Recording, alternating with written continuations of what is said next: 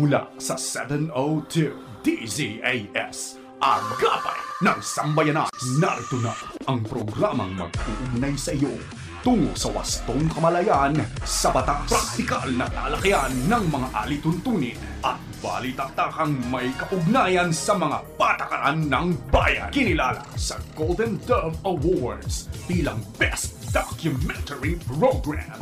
Ito ang Tabas ng Batas!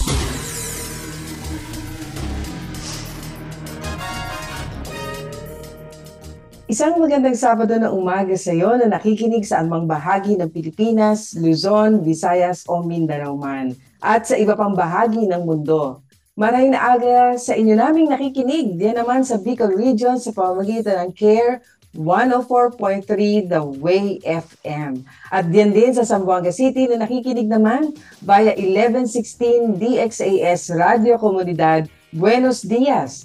At magandang umaga rin sa ating mga tagapakinig sa 1062 DXKI, your friendly voice sa Coronadal City. At gayon din sa ating listeners sa 1197 DXFE Davao. At sa mga naririto naman sa Metro Manila na laging nakatutok sa atin tuwing Sabado ng umaga, happy listening po sa inyo. Kami ang inyong mga kakampi sa batas. Ako po si Atty. Chona Cruz Gonzales.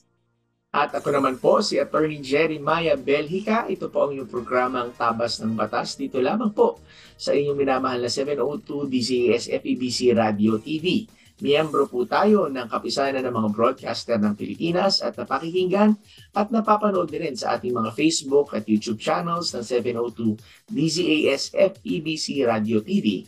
At syempre sa Channel 185 sa Signal TV sa pakikipagtulungan naman po ng inyong GCTV. At tayo ay sinasamahan din ngayong umaga ng ating cute crew na si Absidi Ferrer, ang ating Prodtex na sina Benjo Morano, Reggie Villena, Nathaniel Peralta, Jonathan Reyes at RTV na sina Eileen Valdez, Wenmark Balatukan, Angelica Calayag, Raymond Paner, gayon din yung mga kasama natin sa Bukawi Transmitter site. At sa punto namang ito ay nais naman nating pasalamatan ang lahat po ng ating mga kaagapay na patuloy po naming nakakaagapay dito sa ministry po ng FEBC. Sa tulong po ng Panginoon at sa inyong pong support ay 75 years na po nating naipamahagi ang tama at mabuting balita ng ating Panginoong Hesukristo. Mahalagang elemento po ng broadcast ang transmitter at ang ating transmitter ay tumatakbo na po sa loob ng 25 years. Sa ngayon ay may kailangan na po tayong palitan para mas marami pong makapakinig ng mabuting balita ng ating Panginoon. Kaagapay, samahan niyo po kaming suportahan ang transmitter project ng inyo pong 702 DZAS FEBC Radio TV, Agapay ng Sambayanan. Ipaalam lamang po ang inyong donasyon ay para po sa ating transmitter project ng 702 DZAS sa pamamagitan po ng pag-message sa Facebook page or sa atin pong 702 DZAS FEBC Radio page, o pwede rin mo kayo mag-text or tumawag sa atin pong cellphone number na 0916-296-6620. Yan po ay 0916-296-6620. Ilagay nyo lamang po, transmitting signal, transforming lives. Okay. So bago namin ipagpatuloy ang napakaganda at punong-puno po na mga diskusyon patungkol sa batas, ay pagkaing pangkaisipan po muna tayo.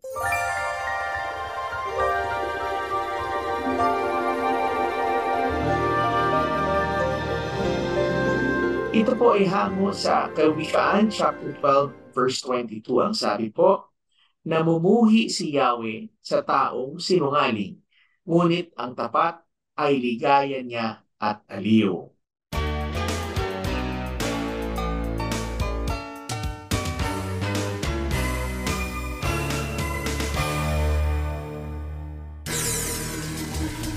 Kayo po ay aming inaanyayahan na makibahagi sa ating diskusyon ngayong umaga. Kaya kung meron po kayong komento, lalo na may legal na katanungan, maaari niyo po ipadala yan sa amin sa pamamagitan ng ating Facebook page, ang Tabas ng Batas FEBC. Sa pagbabalik ng Tabas ng Batas, tutungo na po tayo sa ating unang segment, ang punto por punto. Pangungunahan po tayo ng ating batikang abogado na si Atty. Jeremiah para po sa isang napapanahon na batas. Kaya huwag kayong maglilipat ng istasyon. Tayo po ay magbabalik agad dito pa rin sa inyong paboritong programang Tabas ng Batas. Tabas ng Batas! Mga kaagapay, may bagong GCash QR code ang FEBC Philippines para mas mapadali at mapabilis ang pagpapadala ng donations gamit ang GCash. Kung hindi pa po kayo pamilyar sa GCash, ito po ay isang mobile app na pwede ninyong gamitin para magbayad ng bills, bumili ng load at magpadala ng pera. At ngayon, mas madali na ring makakapag-donate gamit ang bagong GCash QR code ng FEBC Philippines. Ang bagong QR code ay matatagpuan sa ating website, febc.ph, pati na rin sa official social media pages ng FEBC Philippines.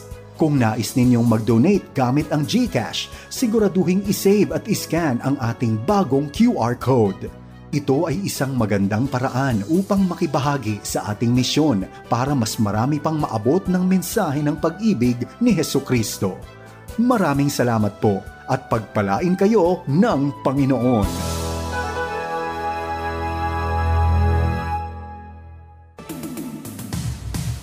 Ipinagdiriwang ang ika-75 taon sa himpapawid sa radyo, telebisyon at social media. Ito ang FEBC Philippines.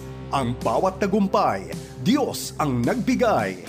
Kasapi ng KBP, kapisanan ng mga broadcaster ng Pilipinas.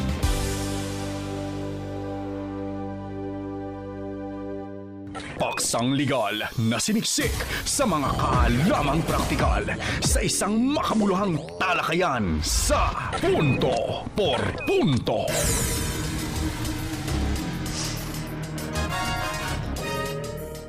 Alright, so tayo po ay nagbabalik muli dito sa ating programang Tabas ng Batas. Ako po rin po si Atty. Jeremiah Bellica.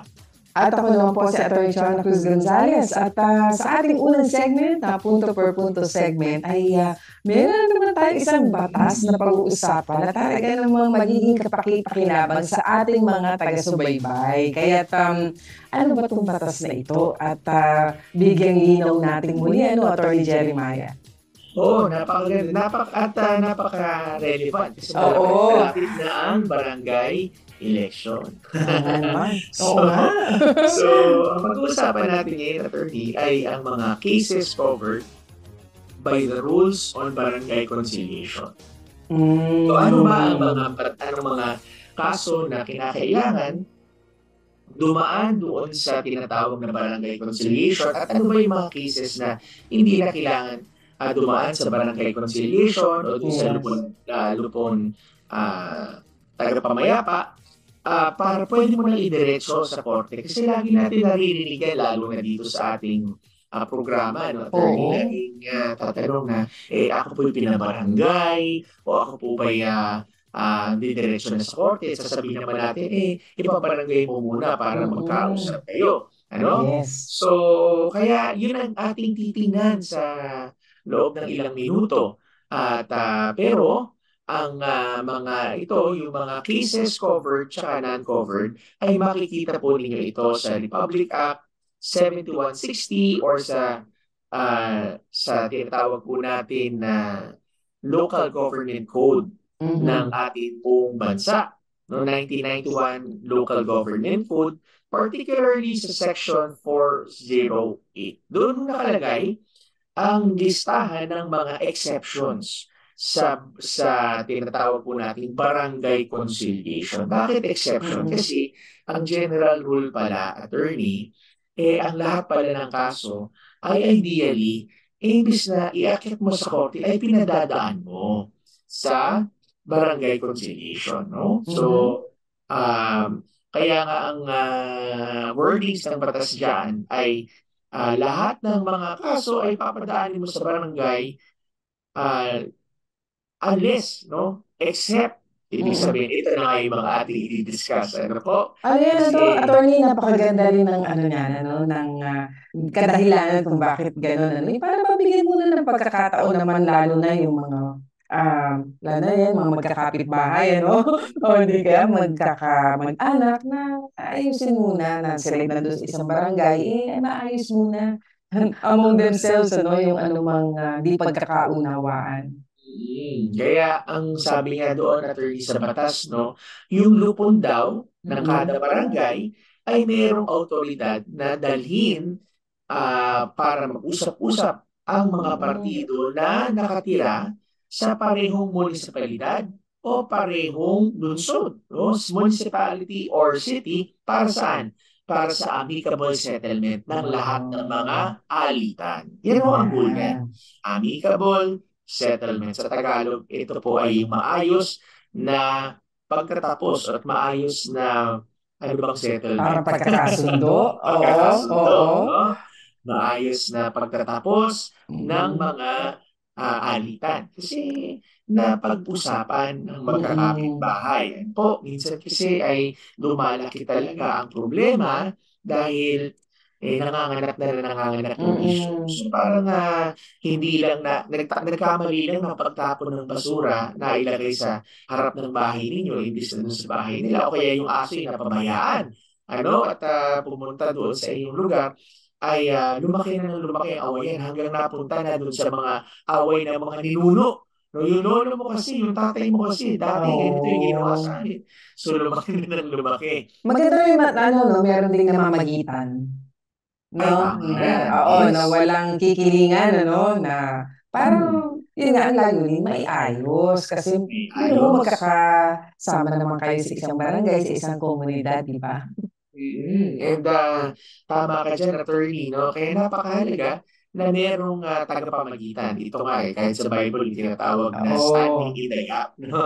Yes. Kasi sila ang nagre-reconcile sa magkabilang punto na hindi magkita eye to eye. So, ano ba ang mga kaso na exempted na hindi mo na kinakailangan padaanin sa barangay conciliation o doon sa barangay? So, sinabi natin dito, ito lamang ang mga kaso na between sa mga magkakapitbahay o sa mga tao who resides in the same city or same municipality. So, kung kayo po'y magkakaiba po ng inyo pong mga city, municipalidad, ay hindi niyo naman ho kinakailangan. Dalhin na po ito sa barangay conciliation. Okay, pero ipagpalagay na po natin na ito po'y nangyari sa same barangay o sa same city, ano po ba ang mga hindi na kinakailangan padaan? Una po, if the government is a party. No? Kapag ang isa sa mga partido at dinidemanda nyo ay ang gobyerno o kanya pong subdivision o instrumentality, ay hindi niya na po maaaring idaan sa barangay kasi wala naman yung jurisdiction ng barangay over the national government. Pangalawa, kapag ang inyo pong kaso ay patungkol po sa isang public employees official function, kung saan ang isa pong partido ay isa pong opisyal o isa pong empleyado ng gobyerno, at ito po ang inyong pong reklamo ay patungkol po sa performance ng kanyang official na duty. So, kuwari ang kapitbahay ng police na nag-function ng kanyang trabaho o yung traffic aid na kung saan doon sa inyong pong lugar nangyari, at fina-function po nila yung kanilang trabaho ay hindi ho sa barangay kinakailangan na itong dumaan. Ano pa ho? Kapag ang kaso at ang offense ay punishable ng imprisonment exceeding 1 year o kaya meron pong multa na lalagpas ng 5,000 piso. So ang mga criminal cases, katulad po siguro ng serious physical injuries, syempre pagka meron mong namatay, meron mong ninakaw na lalo na ang robbery, at ang inyo pong suspect ay kaisa sa inyong kapitbahay, ay hindi na ito kailangan dumaan sa barangay dahil mataas po ang penalty niyan. More than 1 year ang penalty po niyan sa batas. Pwede nang idiretso sa piskalya. Okay? Ano po, kapag wala hong private party na involved, ito po yung mga offenses ay strictly ang people of the Philippines o public interest lamang. Ano pa po? Kapag ang lupain na pinag-aawayan ay nasa iba pong mga lugar. no where the dispute involves real Yeah. properties located in different cities or municipalities. Ayan.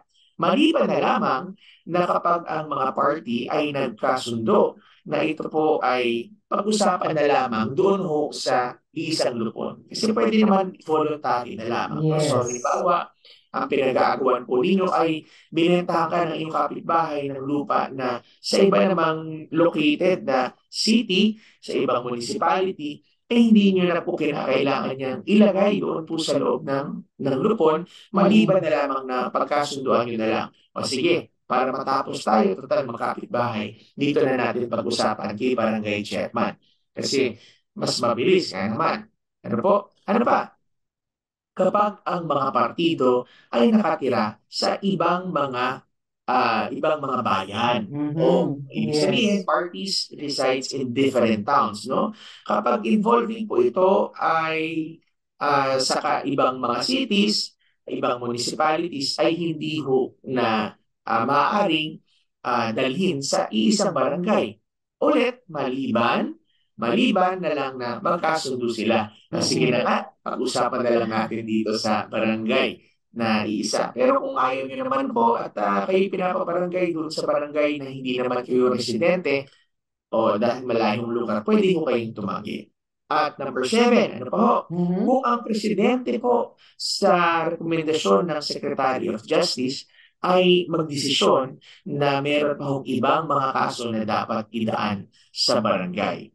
At number 8, yung tinatawag po na kapag ang isa po sa mga respondent o isa po sa mga nireklamo ay hindi ho natural person o ito po isang korporasyon, partnership, or juridical entity. Ang kadahilanan po is mga individual lamang ang maaari pong maging partido sa isang barangay conciliation.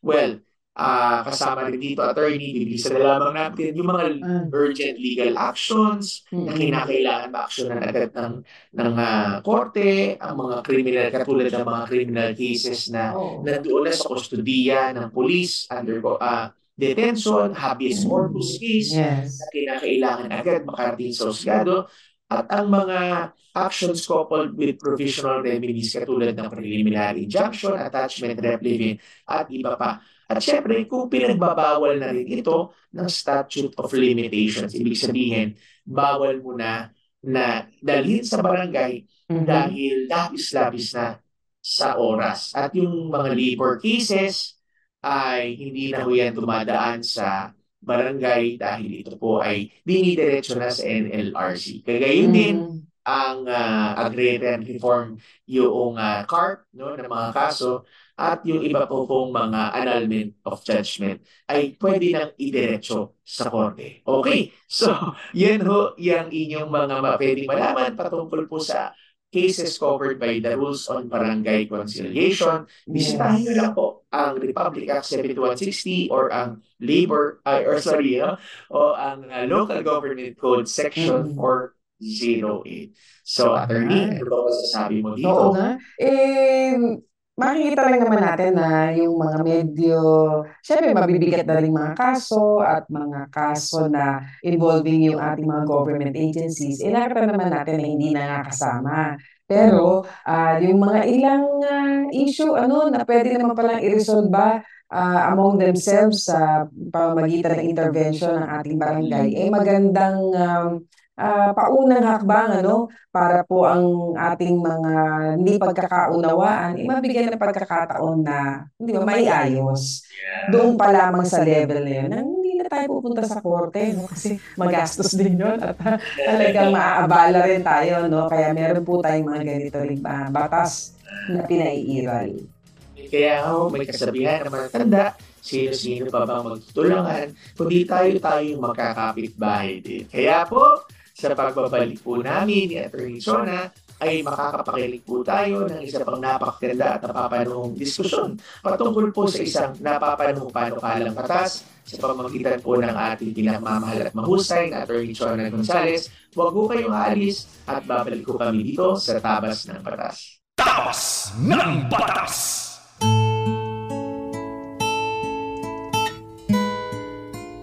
Mahal, Hindi pa kita kilala. Hindi ko pa alam ang pangalan mo. Hindi ko pa nakikitang mukha mo. Hindi ko alam ang mga pinagdadaanan mo.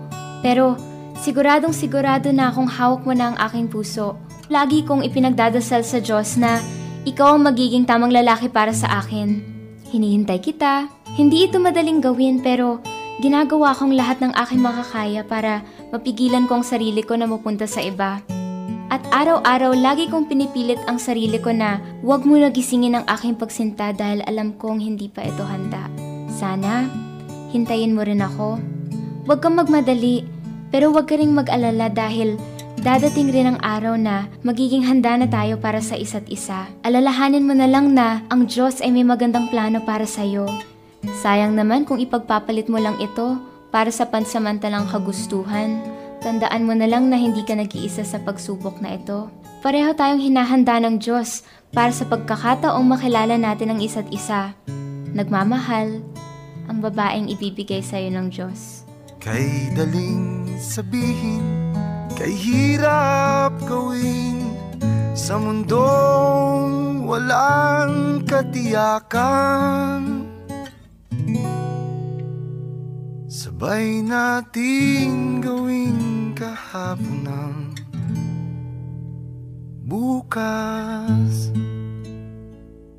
Ito ang 702 DZAS. 702 DZAS. Agapay ng sambayanan na napapakinggan sa buong mundo sa FEBC.ph sa pamamagitan ng Microsoft Media Server Technologies at ng Bitstop Computers. Pagbibigay linaw sa mga palapalagay, ugnay sa mga panukalang batas. Akala at panukala.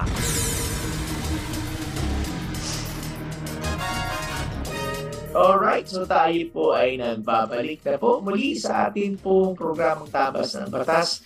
Attorney, ano bang pag-uusapan natin ngayon na panukalang batas? Ayan, ito pa ang isa na nais na mag-address ng isang sitwasyon na medyo mabigat pero nangyayari sa ating lipunan. Ito po ang Senate Bill 2401, an act institutionalizing the establishment of women and children protection units in all government hospitals.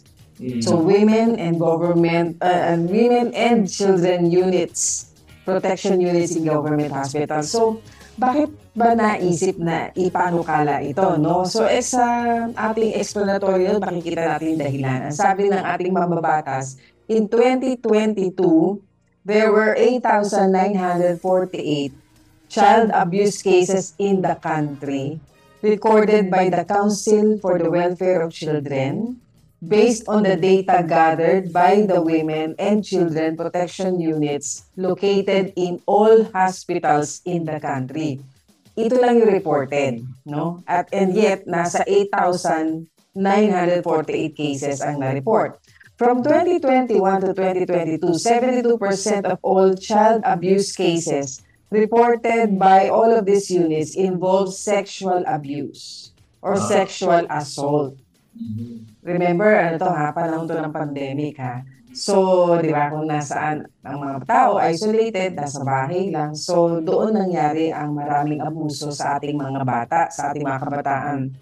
In years 2020 up to 2021, 69.5% of the cases of violence against women reported to the PNP involved physical injuries.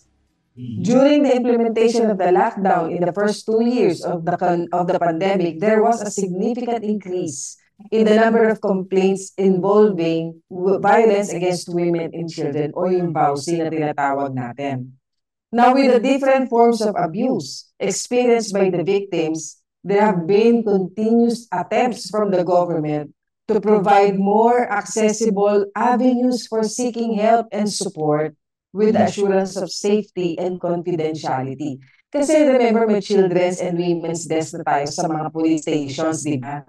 Pero ito ay children and women's protection units sa mga government hospitals.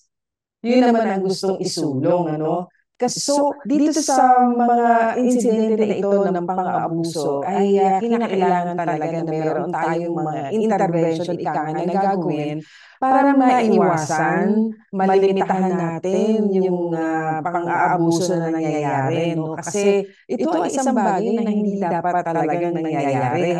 Lalo't ang mga biktima ay ang ating mga kababaihan at mga kabataan. Kung kaya't ang sabi dito sa panukalang batas na ito, the quality and quantity nitong mga units na ito are of equal importance to provide the service needed kasi daw dapat kumpleto with adequate facilities, well-trained professionals, and social workers. Kasi ito hindi lang ang gagamutin ay yung kanilang physical na manifestation ng abuse, no? Kung may pasayan, kung may bukol yan, kung may latay yan, o ano man, lalo na kung mayroong sexual assault, ano? Pero yung hindi ba yung psychological, yung mental, o yung tinatawag nga nilang inner healing, may trauma kasi. Kaya dapat ang approach natin, hindi lang doon sa physical, nagamutin yung kanilang mga sugat, kung hindi yung sugat sa kalooban at sa kanilang pag-iisip din, na brought about by this violence. Kaya, ang sabi rito, the bill aims to acknowledge the alarming necessity of institutionalizing the establishment of women and children protection units in all government hospitals to ensure health is within the reach of the victim. So, ito, attorney, parang doon na lamang sa kung nangyari na. No? At ito yung assistance na pwedeng gawin, tulong. Pero syempre, ang ating nais na makita yung ma-prevent, no? Yung pagkakaroon ng ganito pang mga pangyayari sa ating mga kabataan at kababaihan. Now, the inclusion of this program in government appropriations should be deemed necessary to make certain that protection units are well equipped to respond to VAUSI cases and to deter gender-based violence. So, dahil nga daw sa mga pangyayari na ito sa ating lipunan at meron tayong statistics, may data to back up yung need para sa ganitong uri ng panukalang batas, ginawa na ng paraan at isinusulong ito ngayon sa ating Kongreso. Ito ngayon ang Women and Children Protection Units Act of 2023. So, tingnan na lamang natin ang ilang bahagi nitong panukalang batas dahil sa nalaman natin ang problema na nais na bigyan ng pansin at bigyan ng solusyon. Tingnan naman natin ano ba ang proposal dito sa kanilang panukalang batas. Of course, isa rito yung pag-establish nga raw nitong Children and Women Protection Units, na specifically na kapag victim ng VAUSI, pwedeng dalhin sa ating mga government hospitals at sila ay gagamutin doon sa mga units na iyon na talagang specifically designed for them. So sa Makatwid, meron na itong hindi lang mga doktor na gagamot sa kanila physically, kundi naroon na rin nga daw ang ating mga psychologists, ang ating mga social workers, na para umayuda naman sa kanilang patuloy na paggaling mula dito sa mga victims na ito ng virus. Kasi hindi biro ito ang implikasyon nito at ang epekto nito lalo na sa mga bata. Talagang hindi natin ma-measure. Yes. Dala nila to, attorney? Dala nila. Kasi siguro hindi rin naman kaila sa'yo. Meron din mga nakarating kasi sa amin na mga balita na ang karaniwan na nagiging culprit ba o offender, yung mismong magulang, mismong kasama sa pamilya, kamag-anak, malapit na mga kapitbahay. So, mga tao na malapit doon sa mga biktima, na parang hindi nila maisip ba't nangyayari yun at ba't ginagawa yun. Kaya, doon sa mga pinapanukala, magkakaroon na ng ganitong mga units sa ating mga government hospitals. So, nilagay ang mga minimum requirements na kailangan sa Section 7. So, kailangan daw may training. Kailangan merong Women's and Children's Protection Coordinator na ang responsibilidad ng isang National Center din for Disease Prevention and Control ay course, i-supervise yung execution ng mga policy na ito at magkaroon daw ng pagmamonitor ng impact sa mga pamilya at survivor ng violence against women and children.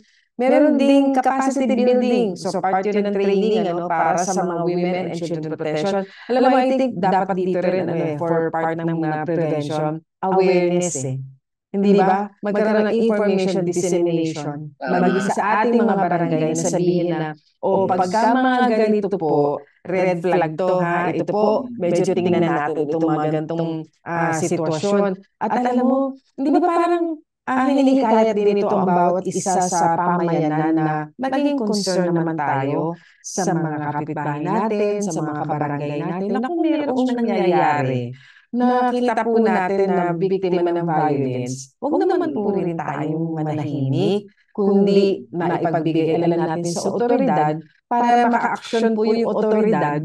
Of course, siyempre may protection din po sa inyo dapat, dahil sa alam naman natin na hindi, sensitibo. Ganitong mga sitwasyon ay ating malagay din sa alanganin, itong mga concerned ng mga citizens. Pero meron na pong sistema sa mga barangay kung paano po ba ito maipaparating sa kanila upang maka-action sila, ma-rescue man lang po natin. Yung ating mga biktima ng violence na ito against our women and against our children. So, naka-enumerate dito ang lahat ng gagawin ng mga department agencies at ano ang kanilang mga responsibilidad.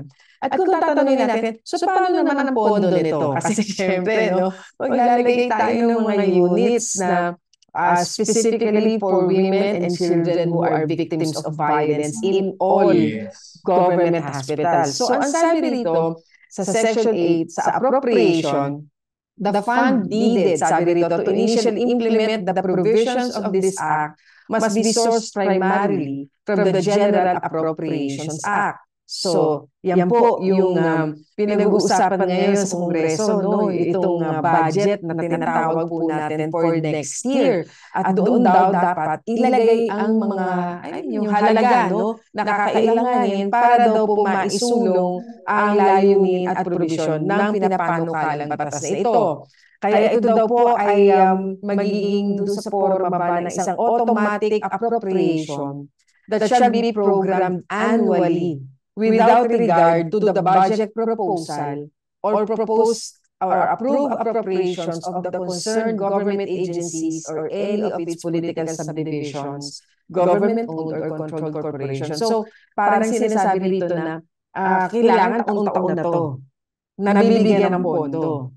Hindi na laging ipapanukala pa. Kaya nais nila na isulong ito at maging ganap na batas para sila ay nagpapanukala na mayroong ganitong mga unit sa mga ospital, pero kailangan may pondo. Kasi hindi ito makapangyari, hindi ito magiging kaganapan kung wala nga namang pondo. So, ano ang iyong palagay dito sa panukalang batas na to? Napakaganda yan kasi hindi lang siya i-strengthen at early yung ating current na batas na violence against women and children.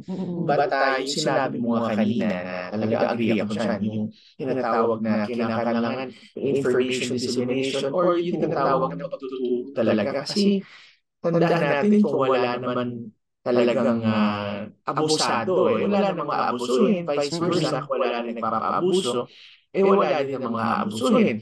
And napakahalaga na ang taong nang-aabuso ay maintindihan niya na hindi niya pwedeng gawin yan. Kasi mayroong karapatang batas yan at napakadaming mga avenues na maaari na siyang mapanagot. At contrarily, yung mga inaabuso naman, nalalaman nila na meron pala silang pwedeng gawin at marami palang mahahanap ng tulong. At ang gobyerno mismo ay meron ng mga allocation at mga sistema na inilaan para sila ay mapagtanggol sa abuso na yan. So, saan talaga maging batas itong panukala na ito, attorney? Oo, at yan po ang isang batas sa ating panukalan. Atin pa rin susubaybayan at nawa ay maging ganap na batas po ito sa lalong madaling panahon para sa ating mga kabataan at kababaihan. So, Senate Bill 2401 o ang Women Children Protection Units Act of 2023. So tayo po ay magbe-break lang, no? Sandali, at sa ating pagbabalik, bibigyan daan natin ang mga katanungan na ipinadala po sa atin dito sa ating susunod na segment, ang blockbuster segment na Payo de Asunto.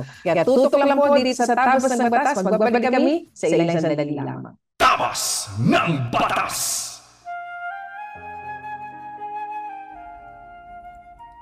Ako po si Pastor June Reliorta ng Koinonia Community Church. Tayo po ay manalangin. Aming Diyos na makapangyarihan, itinataas namin sa inyo ang buong sundaluhan at kapulisan. Sila na mga naglalaan ng kanilang lakas, maging ng kanilang mga buhay para sa proteksyon ng aming buong bansa. Dalangin namin ang inyong pagkalinga sa panahong sila ay napapagod at pinanghihinaan ng loob. Kayo po ang maging source ng kanilang physical, emotional at spiritual strength para magpatuloy sa kanilang panunungkulan. Hiling rin namin ang karunungan at kaalaman sa bawat decision making sa kanilang hanay. Patuloy po ninyo silang patnubayan at bigyan ng inspirasyon sa bawat sakripisyong ginagawa nila para sa bayan. Sa pangalan ni Jesus. Amen.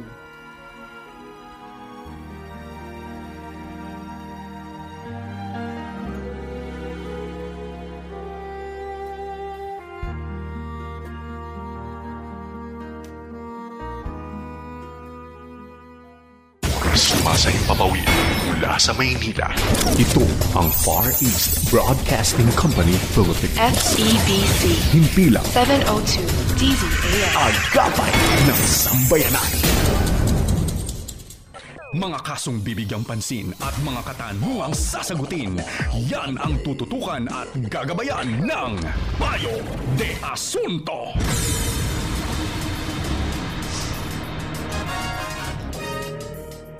Okay, napakabilis ng ating oras. Tayo ay nandito na sa ating blockbuster segment na Payo de Asunto, na kung saan susubukan po namin ni Attorney Chua nang sagutin ang inyong pong mga katanungang legal. Attorney, Yes. ano bang ating mga tanong ngayon? Ayan. Tayo. Oo. Marami tayong tinatanggap ng mga katanungan. Kaya bigyan daan na natin ang unang katanungang pinadala sa atin ng ating listeners. So let us listen to this. Ask ko lang po kasi pinapalayas na kami dito sa bahay namin. Binibili namin ng lupa noon una. Gusto po ng may-ari kaya nag-cash advance po kami ng 200,000. Ngayon po, binalik pa nila yung pera at na daw ibinebenta sa amin. Ano po ba ang dapat namin gawin? Ayan. So, marami pa rin tayong dapat i-clarify dito sa naging katanungan niya kasi unang-una ang binibili niya ay property, no, lupa, at hindi niya nabanggit kung merong kasulatan kasi nga talagang kapag isang real property ang ating pinag-uusapan, kinakailangan po talaga na meron kayong written na contract, yung kasulatan na tinatawag natin. Wala siyang binanggit tungkol doon. Ang binanggit lang niya ay nag-cash advance siya ng 200,000. At ngayon ay ibinabalik na raw nga yung pera at ayon nang ituloy yung bentahan. So, alam po ninyo, kaya dito napakahalaga ho ng kasulatan kasi po doon nakasaad yung mga terms and conditions Yung bang ano ang mangyayari kung sakaling merong magkaroon ng violation sa contract o merong hindi na itutuloy yung kontrata, nakasaad ho doon. Kaya una-una napakahalaga noon na meron sanang naging kasulatan at kung meron man sana po ay iparating nyo sa amin yung nilalaman para po malaman namin, ma-assess namin meron bang violation. Tsaka, attorney, mapapansin natin dito lang sa kanyang sinabing maiksi na kwento, no? Mukhang yung property ay in their possession na, tapos yung sinasabi niya cash advance. Bagamat wala kayong kasulatan, pero linawin ninyo yan kasi kung cash advance, ibig sabihin nag-down payment na kayo. So, ibig sabihin, partially executed na yung inyong kasunduan. Pero ang tanong ba ibinigay din ba sa inyo yung titulo ng lupa? Kasi ang delivery ng sale ng real property nandun sa mga papel. So babalik mo ulit yan doon sa inyong pinagpirmahan at paalala din sa lahat ng mga nakikipag-transaction sa lupa, siguraduhin po ninyo malinaw ang kasulatan. So kung meron pa kung karagdagan kayo impormasyon, iparating nyo sa amin dahil po nais namin na mabigyan kayo ng malinaw rin na kasagutan. Kaya nga lamang po kung kakaunti ang impormasyon na ibabahagi, limitado rin po ang aming maibibigay na kasagutan dahil po sa kakaunting impormasyon. At may mahahalagang factor po rito na kailangan naming malaman kasi hindi namin ma-determine kung meron ng breach of contract at pwede bang magsulian na lang, ano? At para hindi na lang ituloy yung inyong naging unang kasunduan. Merong isa pang katanungan, ano? Pakinggan natin ito mula sa ating listener. Hello po. Kumuha po kasi ako ng pre-selling townhouse sa Cavite and natapos ko po yung down payment for 2 years. After 6 months, sabi nila hindi na daw itutuloy yung subdivision. Hindi din daw po refundable yung reservation fee. Marirefund naman daw po yung down payment 3 to 6 months nga lang. Ganun po ba talaga? Reservation fee di na makukuha? Fault naman ng developer ni hindi nga sila nag-inform na di na pala matutuloy. Kung hindi pa po ako pumunta sa office nila, di ko malalaman. Pahirap naman po. Ayan, so ito naman ay may kinalaman sa isang developer na nagbenta ng townhouse at hindi natuloy yung proyekto at nakapagbigay siya ng reservation fee, nag-down payment ng 6 months, ibabalik naman daw yung down payment niya na 3 to 6 months pero yung reservation fee ay hindi na raw po maibabalik. So yun lang naman ang concern niya. Yung mga reservation fee, pwedeng hindi na ibalik. Di ba? So, yun na naman. Kasi nga naman parang, kasi di ba ang ating pang-unawa natin yan, kapag ikaw ay nag-reserve, nagbigay ka ng reservation fee, kung ano mga halaga yan, para doon sa isang unit, isang property, ang sinasabi, pag kayo nagkatuluyan riyan ng bentahan, kasama na sa bayad.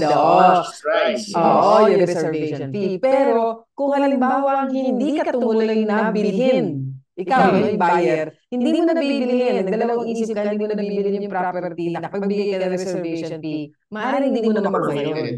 Kasi ikaw ang umurong doon sa usapan. Pero dito, nagbigay siya ng reservation fee, nagbigay siya ng down payment, nag-uumpisa na yung paghuhulog niya, hindi natuloy ng developer yung proyekto.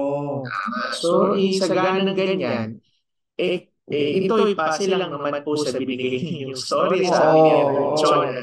Kung kagagawan po ng developer ang hindi ko pagtuloy ng proyekto, dapat po ibalik po niya ang lahat po ng inyong inihulog at baka nga ho'y pati yung interest niya ay maaari kong ibalik. So, alamin lamang po natin kung bakit po hindi natuloy ang proyekto, kung ito po'y sa kagagawan po ng developer, kaya hindi po natuloy. Kasi pwede kasing attorney na force majeure na tinatawag dahil inaasahan, hindi nila kasalanan.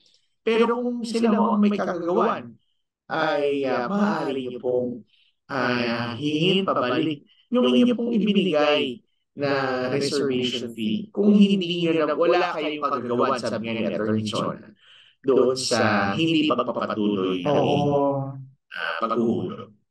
At kung sa usapan hindi kasi sabi nga kung di pa pinunta sa opisina, hindi pa namin malalaman, maaaring bigyan na rin po ng formal na demand sa magitan ng isang written demand letter para po malinaw na kailangan maisoli sa inyo lahat kasi hindi nyo naman po kasalanan yung hindi pagpapatuloy ng proyekto at nung inyong naging kasunduang bilhin yung kanilang property. Meron tayong isang katanungan dito na napapanahon at ito ay dahil sa magpapasok na. Iba nga nag-umpisa na ng pasok. Sabi niya, I'm currently an incoming first year po, college. Yung mama ko and stepfather ko ang sumusuporta sa akin since my dad already passed on. Nag-enroll ako and my mother didn't like the course I chose.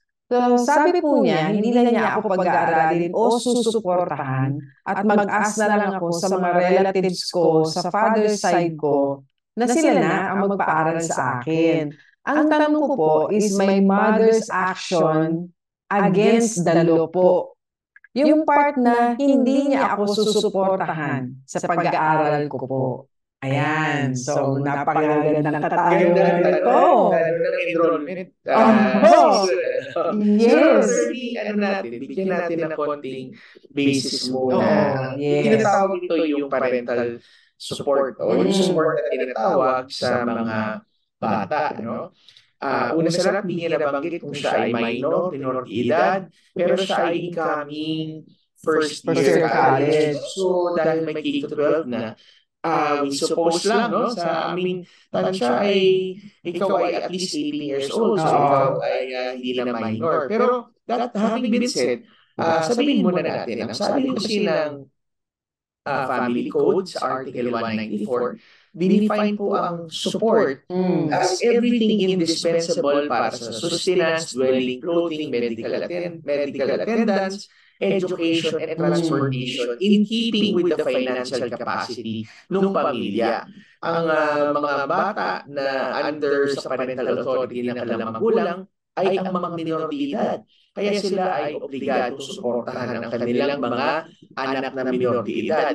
Subalit, kahit ikaw ay hindi na minor de edad o ikaw over 18, ang magulang pa rin daw ay required na magbigay ng suporta insofar sa education ng isang bata. So, malinaw sa iyong katanungan na kung ito ay support for the education, ay obligated ang parents na magbigay ng suporta. So, ang tanong, gaano kadaming suporta ba ang dapat ibigay sa isang bata? No? Ayon sa batas, sabi dyan, ang suporta na ibibigay ng isang magulang ay kinakailangan tinitingnan, no, ito doon sa kalagayan ng nagsusuporta, lalo-lalo na kung single parent o hiwalay ang magulang. Kasi madalas yan, attorney, na di ba kung separated yung parents, ay medyo kailangan pag-usapan. Ano ba ang sagot mo? Magkano ba sagot mo? Ano bang sagot ko? Magkano ba sagot ko? At ito ay kinakailangan makita natin na walang hard fast rule sa batas. No, pero ang walang percentage nga no? Walang amount. Oo, sa batas. Parang case-to-case basis siya. Pero ang parameter na ibinibigay ng Family Code sa Article 201 ay yung support daw ay dapat in proportion dun sa resources o yung means ng magulang at yung pangangailangan naman ng bata. So kaya nga ang halimbawa, ano ba ang magkano ba ang kinikita ng magulang, kung siya ay isang minimum wage earner, hindi mo naman pwedeng humingi siguro ng 10 or 20,000 a month kasi wala pang 20,000 ng sweldo ng yung magulang. At kung ano yung kailangan lang naman ay, for example, 5,000 a month, huwag ka naman humingi ng 15,000 a month. So, ganoon din. No? So, kanilang tinitimbang ito case-to-case basis. So, balit sinabi dito, ang support ay kinakailangan in keeping with the capacity ng family. Kung ang magulang ay isang middle class, then ang isang magulang ay hindi mo pwedeng i-demand na mag-enroll sa napakamahal na eskwelahan na hindi mo kayang mabayaran. Yung tama lang sa kanilang kakayahan. Pero, nonetheless, ang sagot dyan sa iyong katanungan, ang iyong magulang ay merong obligasyon na suportahan ang anak sa edukasyon. Siguro, attorney naman sa bilang mga Kristiyano, sabi sa salita ng Diyos talaga ay dapat magpasakop din ng anak at kukuha rin siyempre ng kanilang direksyon sa magulang para naman sa ibang mga hindi lang sa personal, sa decisions at kinakailangan i-consider at pag-usapan mabuti. Kasi baka naman simpleng tampuhan ito na pwedeng maayos at mapag-usapan. Kasi mahalaga no na kinikilala rin naman natin na syempre yung ating mga magulang na nagbibigay din ng guidance sa atin. On the other hand, syempre, yung ating namang mga anak, meron ding mga kurso na nais na nilang i-pursue, ano? At alam mo, paliwanagan lang naman yan, no? Ipresenta lang naman natin sa ating magulang kung ano yung, bakit mo napili yung kurso na yan. Kasi meron din naman na ipilit na isang kurso sa ating mga anak na hindi naman nila gusto dahil naku, baka hindi rin matapos yan, no? Sayang naman yung panahon at pera yan, no? Kung kaya we really suggest na yan po ay mapag-usapan na mabuti. Panalangin. Oo. Attorney, ako nga ako nag-doktor dati, naging abogado. Oo nga, ano? Oo nga, ano? So, nakaka-relate ako dun sa mga story. Pero thank God for praying parents dahil praying ko ng sort it out. So, ganun din ang magandang magawa niya. Kung hindi pala, wala sa tabas ng batas si Atty. Jeremiah, kung hindi baka nasa ibang programa ng FEBC dahil doktor ka. Ayan, also bigandaan natin isa pang katanungan na nasabi naman niya, nag-work po ako sa Express Pay para siyang isang bayad center. Meron din kaming GCash. Noong January po this year, may nagpa-GCash sa akin ng 15,000. Ang pagkakamali ko, pinrocess ko yung 15,000 na hindi ko pa nakukuha yung pera. Nako, warning po ha, paalala. Ay maniniguro po tayo kapag mayroong ganitong nagpapa-GCash o anumang transaksyon, bayad muna. Di ba? Kunin niyo muna po yung bayad, bago ninyo i-process at gawin yung transaksyon. So, pinrocess niya yung 15,000 na hindi niya nakukuha yung pera ng customer. Ngayon, nung kukunin na niya yung bayad ng customer, sabi ng customer, wala siyang pera.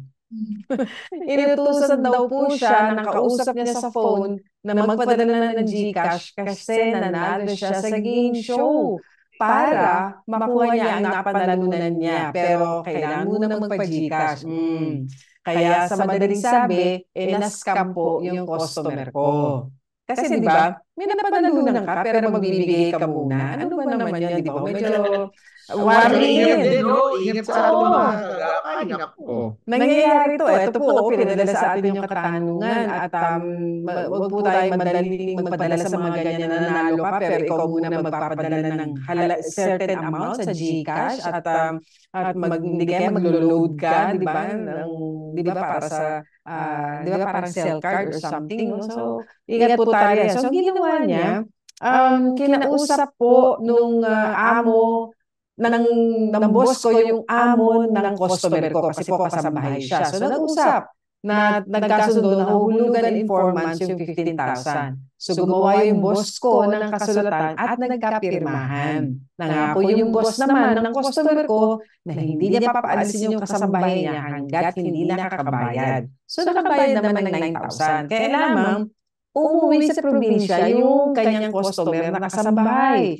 So, tinext niya, paano na yung 6,000 na kulang mo pa? Ang sabi, pag nakaluwag-luwag na raw, magbabayad. Ang tanong ko po, may habol ba kami doon sa amo ng customer ko na kasambahay? Maaari po kaya na yung boss ng customer ko ang sisingilin namin ng 6,000 na kulang. Meron naman po siyang pirma sa kasunduan. Thank you po. Siyempre, unang katanungan natin dito rin, pumirma po yung boss ng inyong customer, pero anong capacity ng kanyang pinirmahan? Oo. Yes. Kasi iba po yun, pumirma pa siya as witness lang na meron kayong naging kasunduan na yung kanyang kasambahay magbabayad sa inyo dahil siya naman ang may pagkakautang. Or pumirma ba bilang garantor ba? Surety. Sakaling hindi makababayad, siya ang sasalo at kakargo nung hindi nabayaran. So, tingnan mo yan. Pero kung yung pangalawa yan, attorney, yung kanilang sinasabi na siya na ang magbabayad, maaari niyo pong habulin yan. Kung hindi man, at siya po ay isang witness lamang doon, ay maaari kayo magpadala ng demand letter doon po sa kasambahay na umuwi. Ano po? Yes. Dahil siya naman talaga yung pagkakautang, di ba?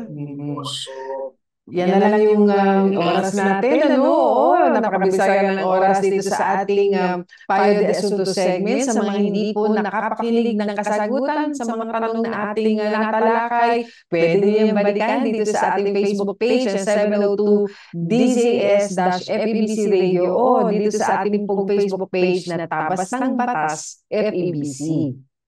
At kung hindi naman po nasagot namin ni Atty. Chona ng iyong mga katanungan, maaari niyo po itong abangan sa iba pang mga susunod na Sabado. Sa mga may legal concerns, mag-message lamang po kayo sa aming Facebook page. Pwede rin po kayo mag-send ng audio o ng video message ng inyong pong katanungan. Ngayon naman po tayo ay dadako na sa ating prayer time.